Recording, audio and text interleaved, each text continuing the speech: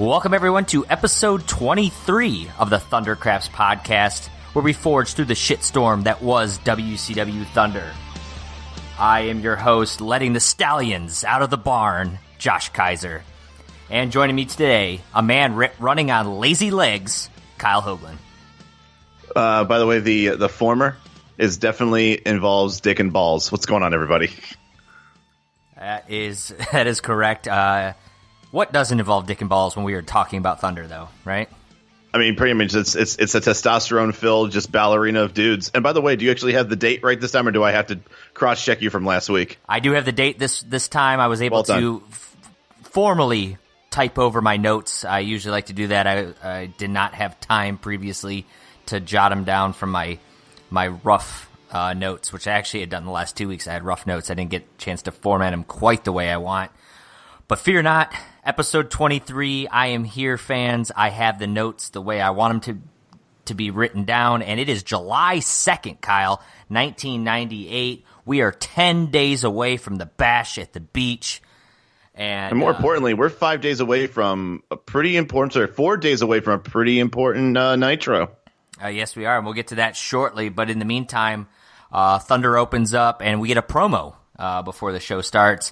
Of course, Diamond Dallas Page, Kyle, I don't know if you know that, him and Karl Malone are, in fact, in a tag team match against Hulk Hogan and Mr. Dennis Rodman at Bash at the Beach. I think they've been talking about that every once in a while on Thunder. It's a footnote for the most part, but I did enjoy a lot of the basketball puns. I hope you also enjoyed them too. There were a lot of basketball puns, and I don't know if it's just because it's right now when we're recording this, it's like, election time. But I felt like the narrator for this was like the guy who narrates those like political slandering campaign like ads.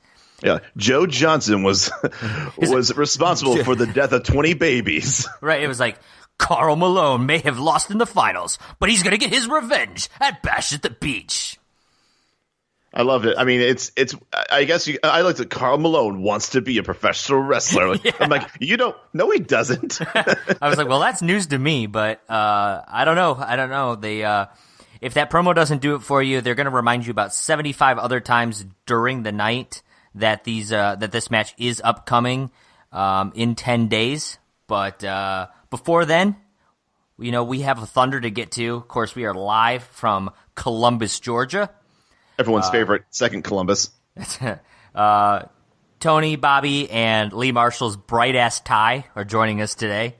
Dude, fucking Heenan looked like he just got off the 18th hole of a putt-putt golf course.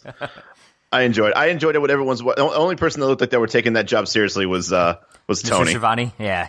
Tony always the professional. And I got to say, the crowd was pretty hot. While commentary's talking, you hear a lot of chants in the background. And this commentary team is going to let us know that there's a big announcement coming from JJ Dillon, so big that he actually is going to make an appearance tonight. He's not going to just call in from the executive committee in Turner's home, in Turner headquarters. So I wonder what that big announcement could be, Kyle. I think we all know, but we'll wait till we get there. The show opens up. Out comes Chris Jericho, and he's rocking like an anime Chris Jericho T-shirt. Did you notice that? I have no recollection of that. It looked like an old school airbrushed. It wasn't. I wouldn't say it was airbrushed. It was very well artistically drawn. That's why I felt like it almost had like an anime look to it in the art style. Well, I first didn't think that it was also his shirt, but did it say Jericho on it? It said Lionheart, actually. Okay. Like I said, it could possibly be just a shirt that someone gave him or found, or maybe something he got overseas, because he also was the Lionheart. Also over in Japan. It might have been because that's what I'm saying. Like between it saying Lionheart and the fact that it had that, it did feel like a Japanese anime type artwork. That it might have been a shirt he had over there. So it's not one I recall, but I thought it was a cool looking shirt. That said, Jericho's going to get into the ring. He's going to ask Dave Penzer what the name of the town is. Penzer's going to tell him Columbus, Georgia. He's going to say, I'm here in my favorite town of Columbia, Georgia, which is just classic Jericho work right there. So I think he's done this before. Yes, he has. And he lets everyone know that he was supposed to come out later tonight, but instead he's coming out tonight, or coming out right now. Yeah, he's making it seem like he was supposed to be like the main event. He was supposed to go on last, but I want to go on first for you great fans. He goes on to talk about how Ultimo Dragons basically got shafted and still deserves that number one contender match, or deserves the deserves to be number one contender. And then, of course, he's talking about no one wants to see him and Dean Malenko wrestle. But tonight, Jericho is going to wrestle somebody important, Kyle, a man who has not wrestled in 6 months due to a knee injury. Jericho, on his own dime, actually flew him in for this match. And if his mystery opponent can beat him tonight, then Jericho says that he is deserving. He should be the number one contender and will wrestle him for the Cruiserweight title at Bash at the Beach. So without further ado, he introduces Rey Mysterio Jr., and out comes Rey Mysterio. He's looking a little out of shape. Actually, of course, it's not Rey Mysterio Jr., but, I've seen Rey return from wrestling in the past and kind of look out of shape, so... I will say the first 10 seconds I was like, man, Ray's never mind, that's not Ray. Like it wasn't obvious at first that it wasn't Ray. Yeah, I also knew because I know his tattoos. Right. So I also knew that wasn't Ray. They had that fake tattoo drawn on him, and of course the guy's even shorter than Ray probably is. No muscles at all. And so they do have a match here, and Jericho's kind of playing along with it. For a minute, he doesn't totally squash him, but then ultimately he's gonna go for a pin and then basically pull Mysterio over on top of him. So Mysterio's gonna be on top for the pin, and Jericho's gonna act like he's held down. That's your 3 count. Rey Mysterio's gonna win this match. I rated it. I know you didn't. I could understand not rating this match. As far as the match goes, it really wasn't much of a match. But from a storytelling aspect, I loved it. I thought this was fantastic. The fact that Jericho basically set up before the match that if Rey Mysterio was able to beat him, then Rey Mysterio deserves the Cruiserweight title match at Bash at the Beach. So Jericho loses, and now he doesn't have to wrestle Dean. Just fantastic all around. I just love how it feels like everybody else gets like a pull on who they fight or what their stipulations are, except for Jericho, where like everyone else would be able to probably get away with being like, hey, if you beat me, then you get to face me again. But like, because like Jericho is not good buddies with good old JJ Dillon, he's kind of lost a lot of his pull since he's been the legal eagle of WCW. Yeah, I didn't give this a rating, but I did thoroughly enjoy the storytelling of this.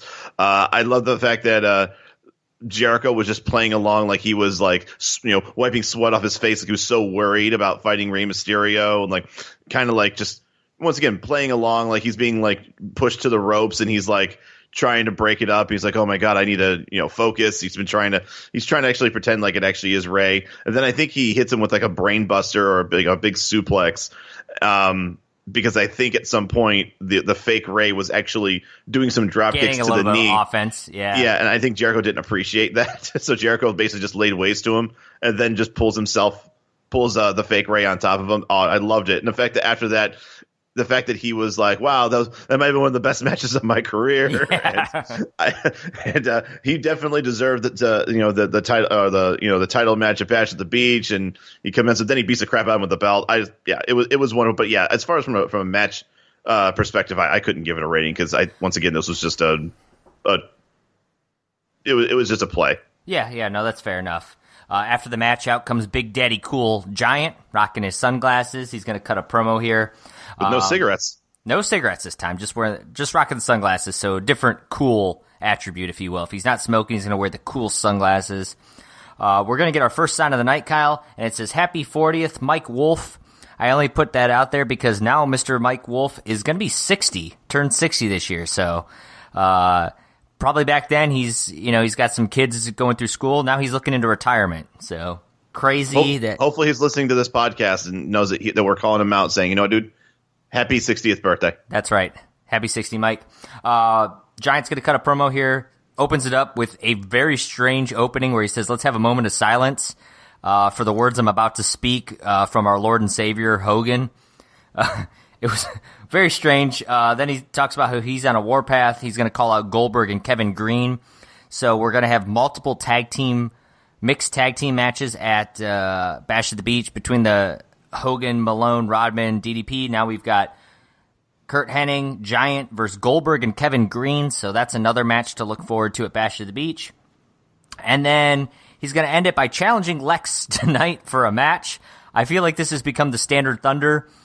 Giant and Lex are not feuding with each other. They're feuding with other people, but then on Thunder... You wouldn't know that on Thunder, yeah. On Thunder, they have the biggest blood feud we've ever seen. I feel like they wrestle on a weekly basis as he throws down the gauntlet here, the challenge against Lex. I feel like on Nitro, someone's like, hey, Giant, don't you want to get revenge on Luger for what he did on Thunder? But like, man, that was on Thunder. I'll deal with that on Thursday. Yeah, so we got that coming later, if Lex is going to accept the challenge, I guess I should say. I also like that Giant throughout that whole entire thing. I think he called Lex cute and adorable three or four or five times during the whole thing. And the only thing I had in the notes was Giant thinks Lex is cute and wants to fight him tonight. Like, I was like, all right, Giant. He goes from like, I'm on a war path and I'm gonna take everyone out, and also Lex, why don't you bring your cute muscles over? I'm like, all right. I think it's a little bit more of a hate boner than a feud, I guess. Hey, whatever works for him. After this, we get, I guess, our true first opening match of the night, if you don't count that Jericho one. Doc Dean is going to be out wrestling Stevie Ray. I got to admit, Kyle, I did not remember the name Doc Dean at all. I had to do a quick Wikipedia search on Doc Dean. He actually got kind of a start over in New Japan, got put over in a match against Liger. It was like a big deal because they thought he was going to be the next like upcoming superstar cruiserweight.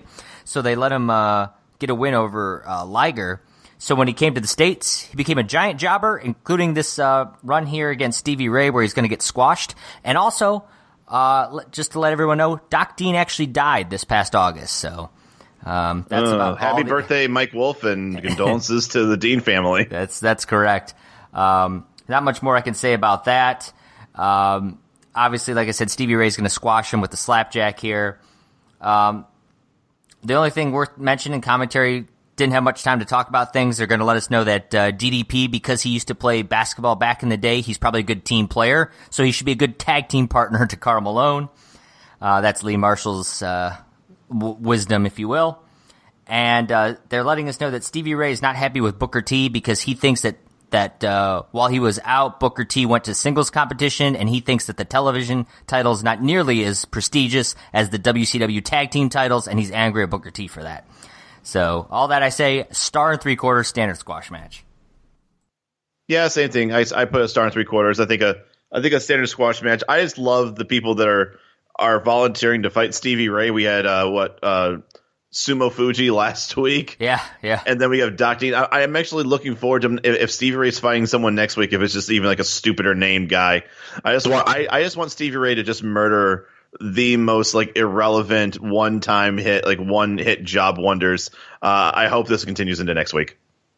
Yeah, I mean, I'd be interested. I could not have recalled Sumo Fuji or Doc Dean if my life depended on me up until the last 2 weeks, so we'll see who else Stevie Ray pulls out of a hat to wrestle. Weirdly, after this match, out comes Chavo Guerrero, and he's riding Pepe, Kyle, so we didn't have to wait very long. We, of course, discussed this last week, but he's got Pepe. The Thunder debut of Pepe. That's right. He asks Stevie Ray if he likes his horse. He tells Stevie that they both have family problems, and he apologizes to Grandma for Eddie's actions and asks Stevie Ray if he wanted to apologize to Grandma as well. And he keeps touching Stevie Ray on the shoulder or arm, and you could tell Stevie Ray's getting increasingly annoyed with him. And eventually, he's going to throw him to the ground and walk away. That's kind of your segment there. Anything you want to talk about with this Stevie Ray situation, or no?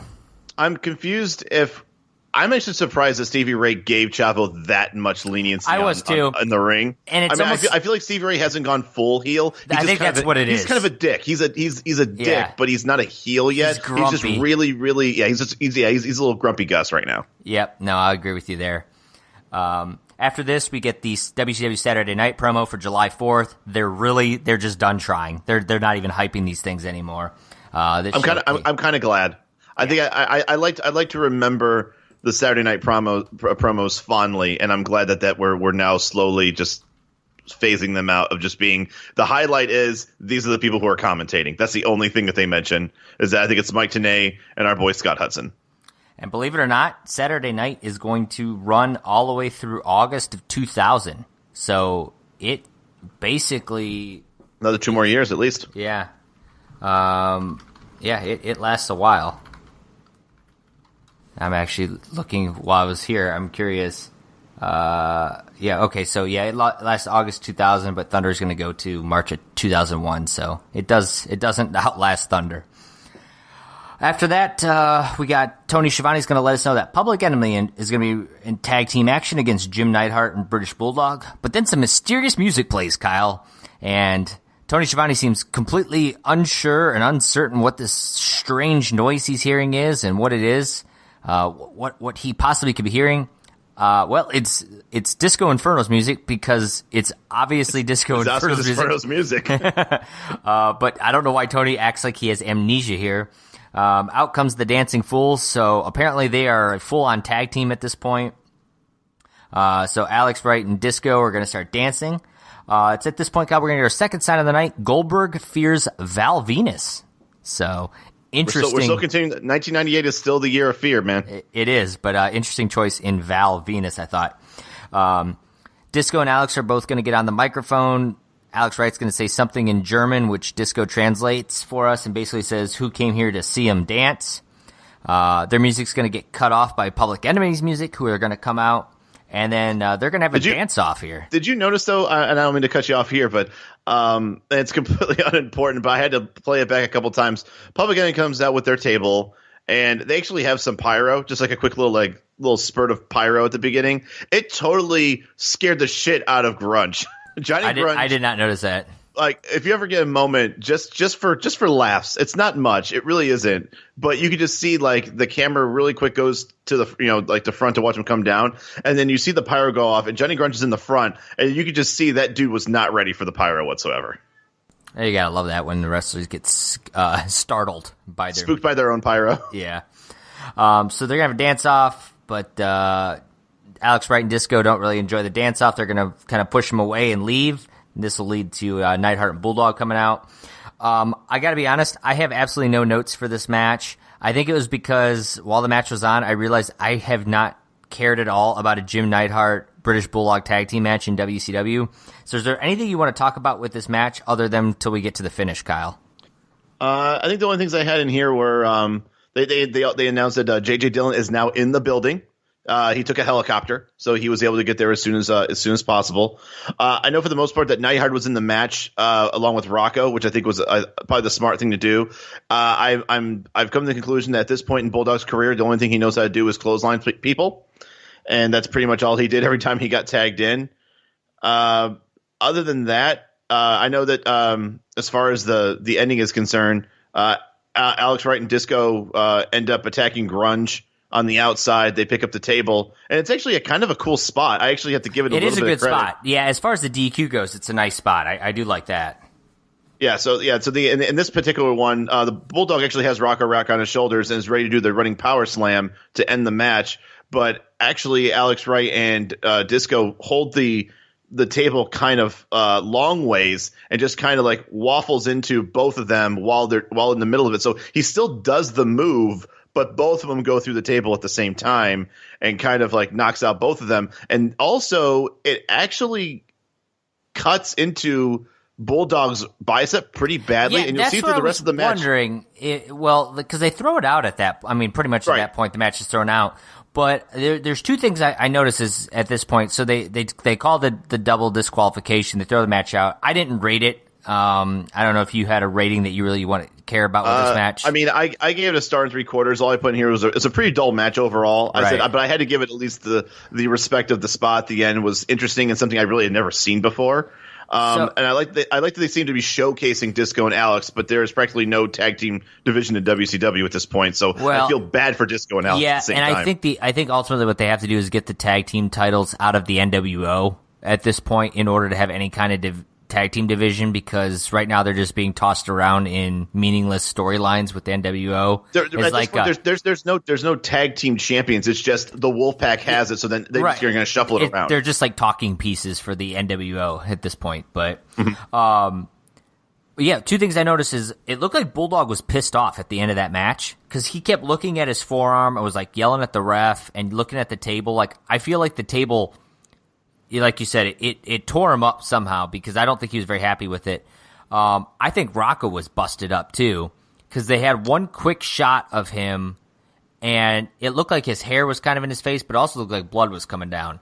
And then you notice later throughout the matches, there's a big spot in the on the ring mat, which was obviously blood. So I think honestly that was probably Rock. It could have, yeah. It was a cool spot, but it looked like it was kind of a nasty spot for him. But it's probably the only thing worth mentioning in this match, other than the Dancing Fools are kind of getting a little bit of a push and a little bit of feud here with the tag team division. That said, I'll tell you two people who didn't give a shit about what was going on in the ring, and that's Tony Schiavone and JJ Dillon. While the mess is still going on and some of the competitors are still in the ring, they're just down there at the entrance ramp ready to talk about this big announcement. As you mentioned, Kyle, JJ Dillon took a helicopter to get here because his lazy ass couldn't get in a car and drive an hour and a half from Atlanta. Hey, he had to get to Thunder on time, man. It's an hour and a half. That's basically the whole show. Just leave earlier, all right? I get it. Atlanta traffic isn't the best, but, just plan your day accordingly, JJ. He says, basically, JJ Dillon says he's a miserable human being and hates his job most of the time, but tonight's one of those nights that he really enjoys it.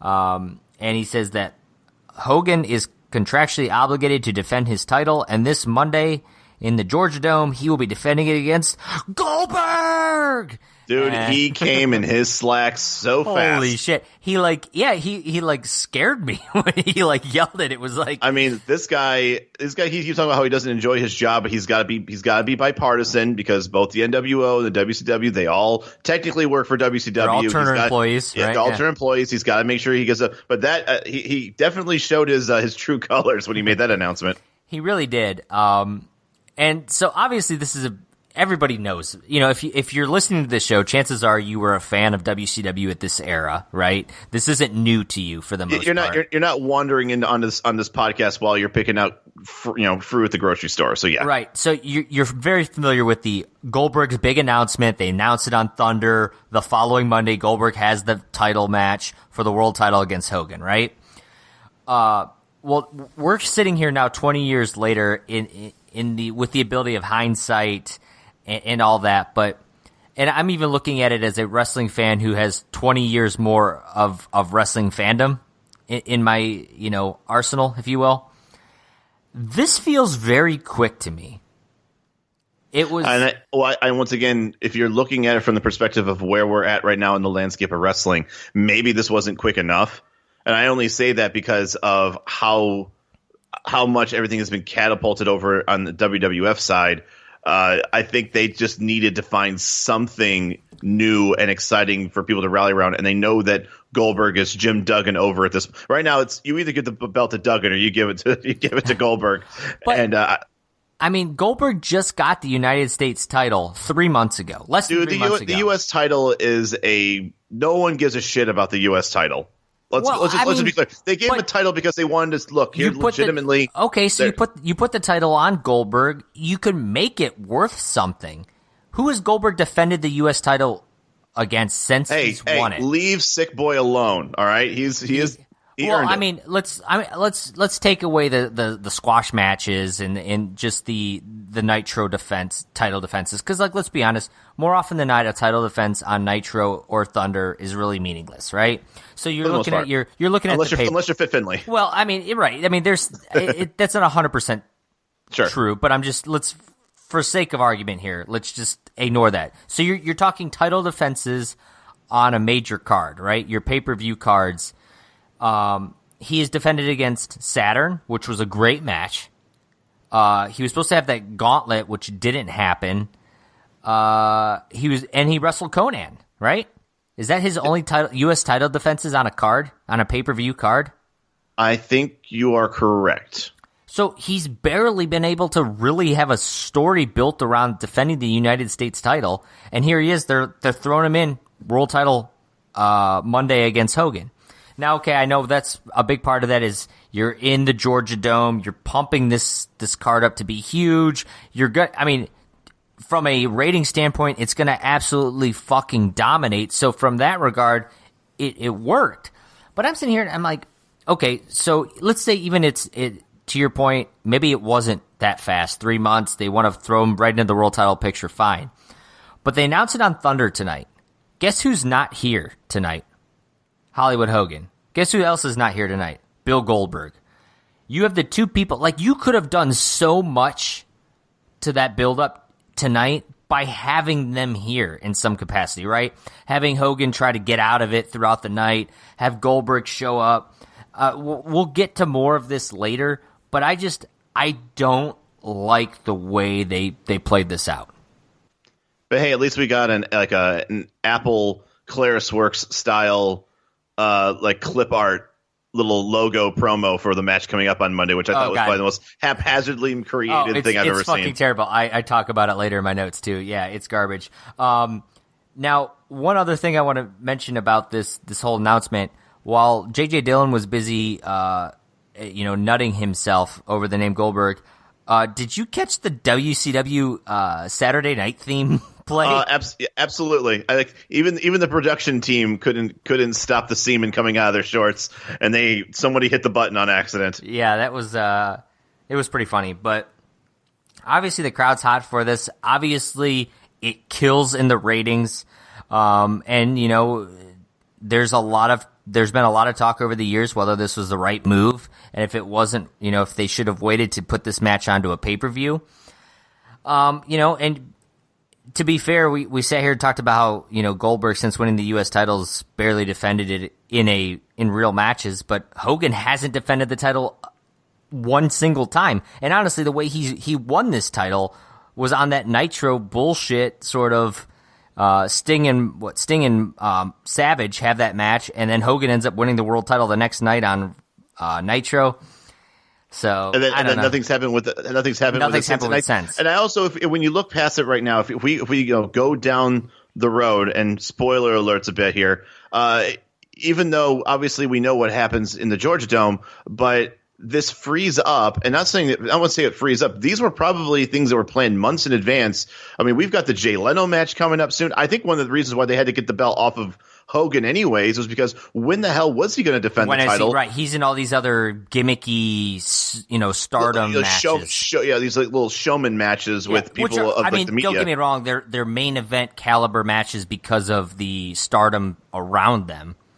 But yeah, to that point, he shouldn't have had the belt. I think the biggest mistake they did was throwing the belt on Hogan after what was that, Slamboree? See, but here's the thing. I only disagree with that because, and I know we're this is the Thunder podcast, but if we're going to talk about it, we'll talk about it. The only reason why I disagree with that is that that's how Goldberg is going to get hyper massive. And that's fair. That's a fair point. 10,000 Jim Duggans over is beating Hogan and getting the belt out of the NWO. No, and that's a great point. If Hogan or if Goldberg's going to win the world title, it should be against arguably the biggest heel in the business right now. So that's a fair point. I'll give you that. Okay, let's move on. After this, we're saved by a Raven promo where he's standing outside by a billboard, and he talks about all the lost souls in the flock and how he saved each and every one of them. And that leads us into Kidman, accompanied to the ring by Lodi, who's, I believe, carrying a sign that says something about the no fat chicks or something. It says Kidman hates fat chicks. Yeah, there you go. Kidman will be wrestling Saturn. Lee Marshall, of course, now the commentary, all they can talk about is Hogan and Goldberg. Yeah, they're done. At this point, I think you and I realize it's over with the commentary for the rest of the night. Lee Marshall's going to give us a little insight on Goldberg and says he headbutts the locker before every match, which is actually a true fact. And he's also concussed himself. He concussed himself, of course, on WWE TV in 2017, I think it was, which is just kind of funny in hindsight. The match, of course, between Kidman and Saturn, like we said, it's mostly Goldberg, Hogan commentary until Saturn suplexes Kidman over the top rope to the outside. And that really caught the commentary's attention. And I felt like for the rest of the match, they really just broke down the match then at that point. They got into it. They realized, like, oh, shit, there's two guys in here who can actually go. You saw a suicide dive by Saturn, which turned into a chair shot by Kidman. A lot of reversals. The power bomb into the face smasher reversal. You got 7-year itch, which Saturn ran to the top and does like a top rope suplex to him. He's going to give a super kick to Lodi. It's cryonic. And then out of nowhere, he's going to hit the Death Valley Driver. Saturn's going to be your winner. He's going to challenge Raven after this match to a match at Bash at the Beach. I gave this match 2 3/4 stars. I thought it was a very good match between two talented guys. And like I said, the big deal for me is on a night that you knew the rest of the evening was going to be devoted to Hogan versus Goldberg on Nitro for the title. The commentary team stopped and talked about this match for almost the majority of the rest of the match. And being able to do that shows you just how good of a match it was. I put it up in the 3-star category. It's 3 stars for me. Great match, great offense, great pace by both of these guys. Great chemistry. I mean, they both knew how to play each other in the ring. They were able to put some really innovative offense between the two of them. Those two guys put together in the ring, you're not going to see just like standard. This is not Neidhart, British Bulldog offense. Like you're going to see some stuff that you normally don't see. So when I saw that they were actually going to be in a match tonight, I was definitely looking forward to watching it, and they did not disappoint. And I would say that this might have been a 2 3/4, but because of the fact that I think we all knew that this was going to be a Goldberg Hogan discussion for the rest of the night, like you said, this match actually pulled the commentator team out of that bubble and actually talked about this match because the crowd was into it. And then once again, I've said this a ton of times, if the crowd doesn't give a shit, they don't give a shit. They will talk about whatever they want because they assume that the crowd is or the people who are watching it on TV are probably even less enthusiastic as the people actually at the show. So if the crowd is not really into it, then the people on TV really aren't into it. So let's talk about something to keep their attention. But if the crowd's super into it, then the commentator booth needs to kind of ramp up and follow along with it. So that way you're helping the people who are watching on television. Does that make sense? So that's why I gave it 3 stars. Yeah, no, I agree completely. I mean, we both felt very highly about this match. After the match, we got our first replay of the night and really first replay in a couple weeks. And it wasn't even on Nitro. It was from Thunder. Yeah, it was a Thunder replay. It was, of course, when we were voyeurs last week, watching Benoit and Arn Anderson talk in the back about, bringing back the Horsemen. This leads to the commentary team kind of discussing the Horsemen, and I think Heenan or Tony make a comment about Mike Tenay, having like a bug on him, like he's like, always going to spy on you. And Mike Tenay makes this face and like wiggles his body in a way. I don't know if you noticed it, Kyle. It was very Lex Luger camera fucking type of look. I felt he's made this smirk once before a couple weeks ago, and I had it in my notes and I didn't bring it up at the time because I'm like, whatever. I'm probably the only one that noticed it. It happened again this time. I feel really uncomfortable when Mike Tenay does that. Mike Tenay is radio voice. He's not TV ready yet. All I know, if you guys didn't catch this, go back, watch this part, and just watch Mike Tenay give you this look like he's Buffalo Bill and you're in a well right now. I mean, it was not. He looked like he just buried a woman in his backyard and also came to the set and he shit his pants. Yes. And this is going to lead to a promo where Mongo McMichael's talking in a dark room. He discusses why he joined the Horsemen, and then it cuts to Mike Ditka, who's going to talk about, Mongo and how hard he practiced, for the Bears and how he has a warrior's will and he wish he could feel a team of Mongos. And they kind of go back to Mongo and he talks about the monsters of the Midway and tells, basically says he wants Arn to let the Stallions out of the barn and tells him to put that chip back on his shoulder. So obviously they're trying to kind of reform the Four Horsemen here, Kyle, get them back to the glory days of Arn, Flair, Benoit, and Mongo. So, I guess let's say Flair, Benoit, and Arn. Yeah. And then after this is when you're gonna see the worst Photoshop job you have ever seen in the history of Photoshops, where they have the Nitro fire background, and there's just literally like somebody took a picture of Hogan and a picture of Goldberg and grabbed the cutout tool and just circled around them haphazardly and just pasted them in front of that Nitro logo. There's not even a title. There's like no graphic. It's just Goldberg versus Hogan. Dude, in 2018, that dude would have never gotten a job, let alone had the opportunity to make that abortion of a graphic. No, I mean, you could have done that like on your phone these days and made it look shittier in a good way than this did. Oh, it was awful. It was awful. But you make a point here, Kyle. Commentary team, of course, continuing to discuss this Goldberg Hogan match, And you mentioned in your notes how Heenan makes the point that if Goldberg wins, of course they'll have a parade in Atlanta. But if Hogan were to be able to end this streak, nobody would ever be able to hear the end of it. And I think that's a very good point by Heenan. Heenan every once in a while really hits a really good point. Like I think it's like I feel it's like one every 5 episodes. That guy, and it's usually about Hogan. I think he has a really good psychology about Hulk Hogan in general. And yeah, it's a perfect one because Hogan just think about that. And I feel like that's a point that they should have hammered down more than they probably that would have did. Buried Goldberg to oblivion if Hogan won. Oh yeah.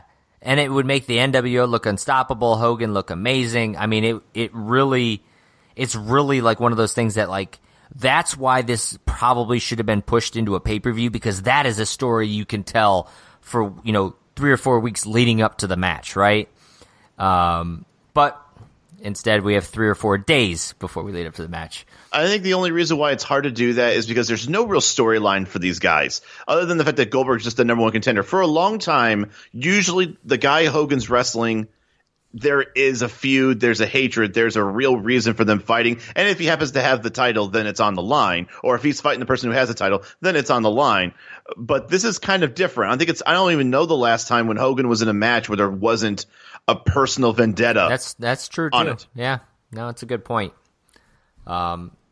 After this, we're going to get our second replay of the night. This is actually from Thunder as well last week. Thunder. Where the Giant chokeslams Lex Luger in the middle of that chaos during the main event. And this was actually a direct, I think this is because Tony Schiavone called for it earlier in the night, was like, we got to see that replay after the Giant made that challenge with Lex. He's like, we got to see that replay of the Giant chokeslamming Luger. We should pull that up later. You guys need to get that together. So I think this was just like them appeasing Tony. After this, we get our next match of the evening, which of course is gonna appease the rest of us, right? Bobby Blaze, of course, good old Bobby Blaze is going to be wrestling Bryan Adams, accompanied to the ring by Vincent. Quick squash match here. Bryan Adams is going to win with some, I don't know. It's like he does like a backbreaker on his own shoulder with the guy lifted up above his head. I'm not sure what you call the move. I just gave it a star and 3/4 for the match. And I'm still questioning why cruiserweights are getting squashed by these large men.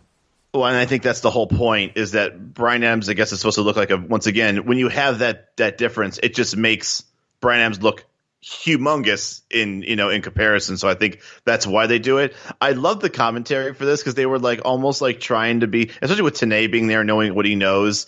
He said so. It's like, we have been really impressed with Bobby Blaze. And I'm like, I've never seen Bobby Blaze. I have no idea what you're talking about today, but all right. This is actually one of, I mentioned I did Sumo Fuji and Doc Dean. Doc Dean, I already forgot his name. I was going to call him Disco Dean for some reason. Bobby Blaze is actually one I do kind of recall. But yeah, I mean, he's still a big jobber. Yeah, absolutely. And I think I was actually half interested in this match because all I thought to myself was, is Bryan Adams still doing the tilt-a-whirl slam as a finisher? And I'm like, I hope not. And then I saw him do like that, sets up for like a dominator or like a power bomb, but instead of dropping, he just hits to his knees like he's praying and then just hits a backbreaker. And I don't know if I like that better than the tilt-a-whirl. I gave this 2 stars actually because give Bobby Blaze a little bit of credit. He did get Adams off his feet, so it wasn't a Stevie Ray type of squash match. Bobby Blaze did put up he went out in a blaze of glory. So yeah, 2 stars for me. I still don't think Adams has figured out the finisher yet. Yeah, I agree with you there. After this, we're going to get some caw-caw music playing as Raven has some new music. And he comes out to the ring. We're going to see our third sign of the night that says, Raven, go lay an egg. And Raven, basically, he just accepts Saturn's challenge for Bash at the Beach and then says, lets everyone know that back in middle school, they got into a fight and he, gave Saturn a bloody lip and a black eye back then. So, and he also lets us know that Canyon's still a thing and that he'll deal with him after Saturn. So at least he name-dropped Canyon during this. He does bring Canyon out, you're right. After this, the television title is on the line. Booker T versus Fit Finlay. So I think this is Fit Finlay, enacting his rematch clause, right? I mean, I guess, but once again, you find out that he's fighting Bret Hart at Bash at the Beach, and you're sitting here like, is anybody even saying once, well, I mean, if Fit Finlay wins, then it's going to be Fit Finlay versus Bret Hart, even though Bret Hart's been attacking Booker T with chairs, apparently on Nitro the past week or two, which is why he's challenging for the TV title, which, once again, is the TV title just beneath Bret Hart? It's totally. When I heard that it was announced that Bret Hart's in the TV title match, I'm like, what? What? Why it was Bret Hart wrestling in the television title match? He's a U.S. title minimum guy. Right, absolutely.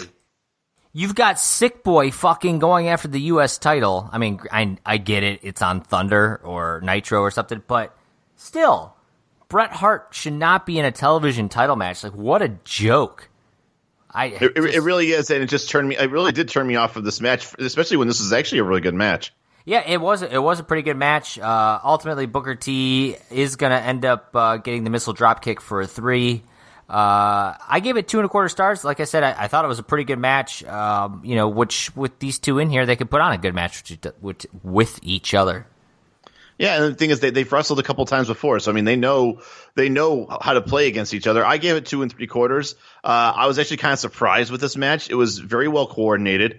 I was glad they didn't just have Booker T just drop all his moves of doom right at what I've seen a lot of these matches with Booker T is that whoever he's fighting will get some shots at the start, and then he'll just unload the box of moves all at the end, and then finish off with his finisher, whatever he chooses it to be that day.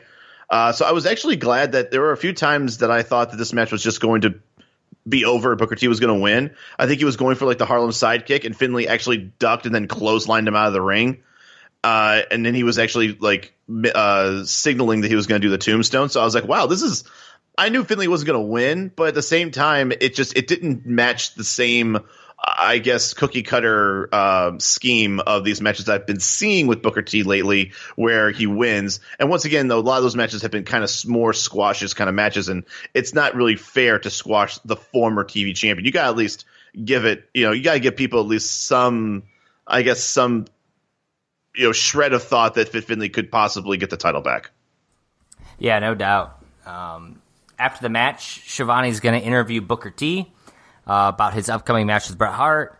And Booker T says, I got 3 things I want to say to Bret. And I'm like, oh, God, here it comes. And he says, Here we go. That you're not the best there is, the best there was, the best there ever will be. Because that's all they know to write about Bret Hart, apparently, is his catchphrase. His fucking catchphrase is all they can talk about. That's also going to be on the bingo board.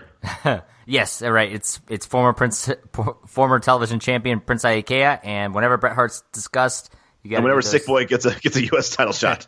Booker T's going to say he's one bad brother, and also he's going to drop Bret Hart like a bad habit.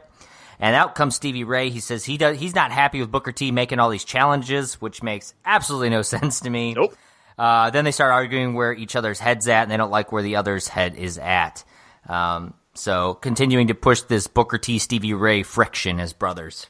It's just I have no idea what's up Stevie Ray's ass. I guess I kind of understand I was injured, and while you were gone, you were doing single stuff, and now I'm back, and now you're just doing single stuff. I understand there's jealousy, but he's turning it around to being as if Booker T is not in the right frame of mind. Dude, the guy has been a 3-time TV champion since you've been gone, and the current champion. If anybody, let's put it this way, Booker T, who are you fighting at Bash at the Beach? Oh, just Bret Hitman Hart. Oh, Stevie Ray, who have you been wrestling lately? Sumo goddamn Fuji. All right, I don't need to hear this at all from Stevie Ray at this point. Yeah, no shit. After this, we're gonna get the photoshopped graphic of Hogan and the photo Goldberg. Shit is pretty right. Yeah, it was so bad that they decided to show us again for whatever reason. And then Chavo let our eyes get used to it. Right. And then Chavo's gonna get another segment here. He's going to come out. He's got a toy bow and arrow. He's got a cardboard box. You realize he's going to be hunting for eddies. And he sets up the cardboard box with the old wood stick propped open. And he's got the string where, of course, you could pull the stick and the box would fall. And how is he going to lure him out? He's got a paper plate with a burrito on it. So is it racist if it's Chavo doing it? I guess not. I guess they can get away with it. And then he says, "Here, Eddie, Eddie, Eddie, Eddie," over and over. Eventually, a pissed off Eddie Guerrero comes out. Who was soaking wet, it looked like, coming down to the ring. He is very wet, you're right. He is very Triple H-y coming down to the ring. Yeah, that's a great point. He's going to make Chavo think that he got it under the box. Then, of course, he's going to attack Chavo from behind. And then he's going to drop a sick brainbuster on the concrete. When I saw that, all I thought to myself was, Kaiser liked that spot. You always love the spots where they expose the floor. Where they expose the floor, yeah. Great spot. And then an even greater spot, he's going to follow it up by slapping Chavo in the face with the burrito. And then he's going to cut a chunk of Chavo's hair out with some scissors. Which, by the way, it first looked like he was going to stab him to death. Yeah, that's what I thought was happening. And then he grabs him like, wow, this is going to get brutal. And then he just cuts the hair a little bit. I also liked that was when security had to come in. Like, oh, I'm sorry. Like, Chavo's getting Doug Dillinger's like, no. We cannot touch the hair, guys. Yeah, it's okay. It's okay that you basically could have like give him brain damage with that brain buster on the concrete. That's totally fine. Throwing him into the guardrail, that's totally fine. But God damn it, no, you are not about to dare cut the side of his that hair. Yeah. After this, we get our third replay of the night. It's JJ Dillon announcing Goldberg versus Hogan. All Thunder recaps, technically. Yes, that's right. Then the match, we get Kanyon versus Conan. Why? All I thought was why. I'm not sure. But that said, I was really impressed with Kanyon in this match. He did a lot of innovative moves, some crazy offensive moves. At one point, sort of did like a swinging fisherman suplex, which they called a cradle neck breaker. I'm not sure what the right terminology is for it. It's like a swinging heading plex. Yeah, fisherman suplex, dude. That's what I'm saying. Yeah. Eventually, the Flock's going to come out and distract. This leaves Raven to drop the even flow DDT on Kanyon, and Conan's going to turn around and see Kanyon just laying on the ground motionless. So he just walks over and locks on the Tequila Sunrise for the win. I gave the match 2 stars. I loved Canyon's offense in the match. Overall, I thought the match was like just kind of okay between the two of them. But basically, I saw Kanyon out there. I figured Raven's got to show up and push that story a little bit. Yeah, that would have been the only way that I would have accepted this match because once again, I thought to myself, like, there's no reason for this match. I gave it 2.5 stars. Some nice near falls. There was some sloppiness in parts where it was not as crisp as I'd like to see. But once again, I still feel like I've seen Conan at his best, and this is not Conan at his best. And I think I think that's past us. I think I just have to accept the fact that this is the Conan that we're going to be seeing. Is the way he is right now. But overall, not a bad match. And I said, I was glad that it was ended the way it did. I was not a fan of the booking of this match, as Conan shouldn't lose to Kanyon, but Kanyon has an active feud with Raven, and just losing straight up would not help his new character development at all. He just came back. This is the first time we've seen him wrestle in a match, I believe, especially on Thunder. And it would just suck that the first thing that we see of him is just him just jobbing to Conan. So I'm glad that it ended in a way that, the only reason why he lost was because of Raven. Right. Yeah, I agree completely. After the match, the Flock's going to continue to attack Kanyon. Conan's going to come back in to try to help save him, but then he gets attacked, and that's going to bring Lex Luger out, who's going to help clear the Flock from the ring, and Luger's going to call out the Giant for their main event match. So one thing I had to ask you was, what the hell? I had this in my notes, and you didn't put in, but you had in your notes.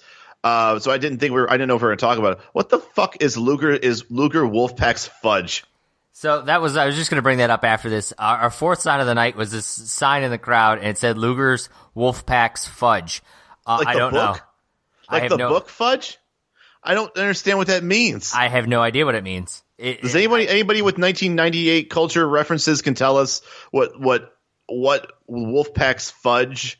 Being that it's Luger, I have no idea. But if anybody could shine a light on that, I would deeply appreciate it because it bugged me all afternoon. Yeah, if you have any idea, please let us know on Twitter because it was confusing. The main event, of course, was not confusing and was pretty predictable. Giant's going to come out to the ring. It's going to start with Luger throwing some fists. The Giant's going to push him away, rinse and repeat that about 3 times. Eventually, Luger's going to drop his forearms 3 or 4 in a row with some lariats, and eventually he's going to knock Giant over. Of course, then he's going to call for the torture rack because that's all Luger knows how to do. This leads to Vincent and Bryan Adams coming in to get the DQ finish. Out comes Conan. So you got the NWO black and red, you got the NWO black and white, and out comes the Flock to join in on this match, because why the fuck not, right? You want to know why they came out here? Because they were pissed off that Luger was wrestling in jeans. That's their fucking thing. Don't take that away from them, Luger. That's gimmick infringement, bro. I would say, yeah, the Flock had an axe to grind, and at that point, whoever was in the ring, they were gonna take it. And once again, Vincent's wearing jeans. I think they just saw red like a bull, and they just saw all that denim. They couldn't handle it. Couldn't do it. Then as the show closes out, we're gonna get another similar to the opening of the night. I think it was promo. the same one. Was it the exact same quotes? I think it's exactly the same. It was the same puns anyway, so that's why I figured it was the same one. Yeah, maybe it was. That's your Thunder. Kyle, what'd you think? Overall, the match quality was pretty good for a second week in a row. I mean, I know that you probably disagree a little bit. I know we discussed last week that maybe I was in a better mood on the first half of the show. But actually, honest to God, I thought this was actually a pretty good one. Not a lot of sub 2-star matches, which was good because the storytelling this week was really not much at all. And once again, basically no mention of the recap of Nitro. So apparently, did anything happen on Nitro that was important enough to mention? This is now...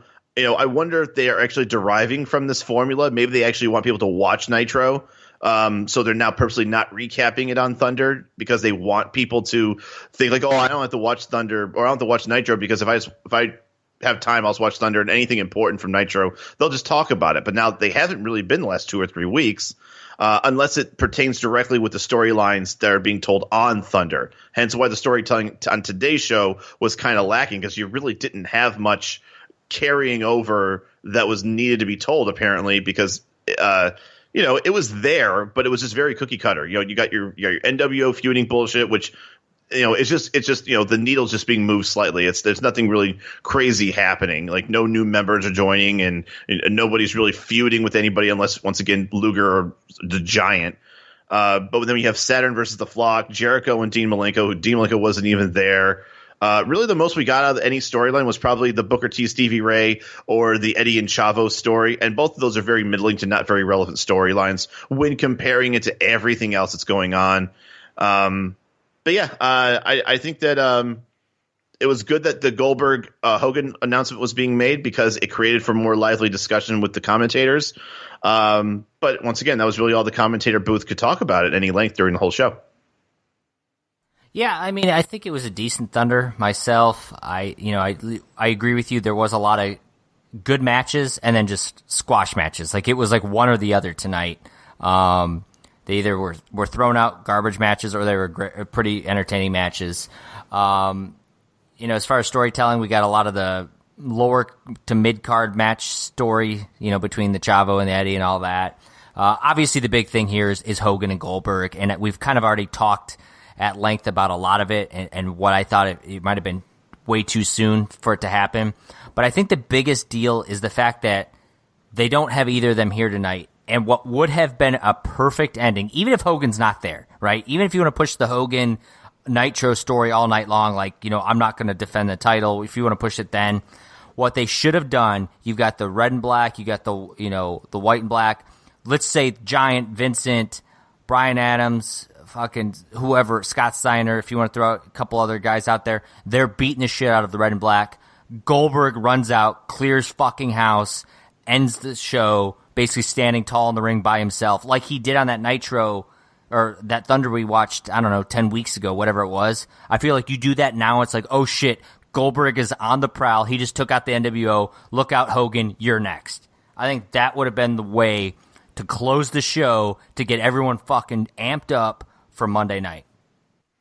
Yeah, and like I said, it was the same formula that we had with when we found out he was getting a United States title shot against Raven or DDP, whoever the winner was. It was just like a very it was a big announcement, but it's really weird that JJ Dillon is the mouthpiece of what's going on with Goldberg's career, which, once again, Goldberg is not a guy, doesn't have a lot of words right now. He doesn't speak. And I think that's part of his shtick too, is that he's kind of like a big old juggernaut, doesn't talk to anybody, which needs to change if you're going to be a professional wrestler at some point. Or you need to have a legitimate manager, mouthpiece that walks around with you. And that's clearly not going to be JJ Dillon.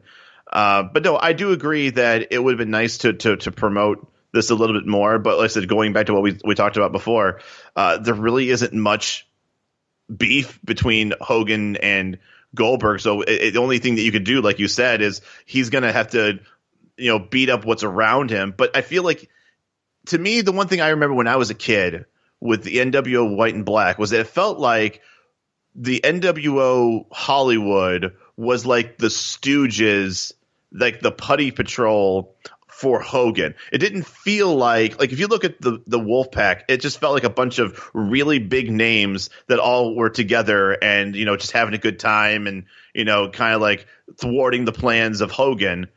But then he had a bunch of – once again, Hogan has all of his little underlings that take care of business. So the whole thing of the Wolfpack versus the White and Black, I don't really care much for it because other than the Giant and sometimes Bret Hart, which Bret Hart's not really even involved in that storyline. He's over hitting Booker T with chairs and going for the TV title at this point, which is once again stupid.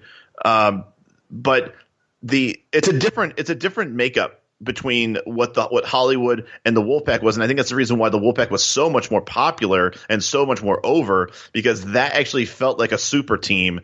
And, the NWO felt like, the 2007 Cleveland Cavaliers, where it's a bunch of jobbers and LeBron James. Yeah, no, I can understand what you're saying there. That said, that's our show this week. That's Thunder this week. If you haven't yet, go subscribe to us. We're on Apple Podcasts, Google Play, wherever your podcast listening device of choice is. Of course, follow us on Twitter. We love interacting with our fans. We are at Thundercraps there. You can let us know how we're doing on that platform as well. And, feel free to stop over at thundercraps.com for all of our previous episodes and all that fun stuff.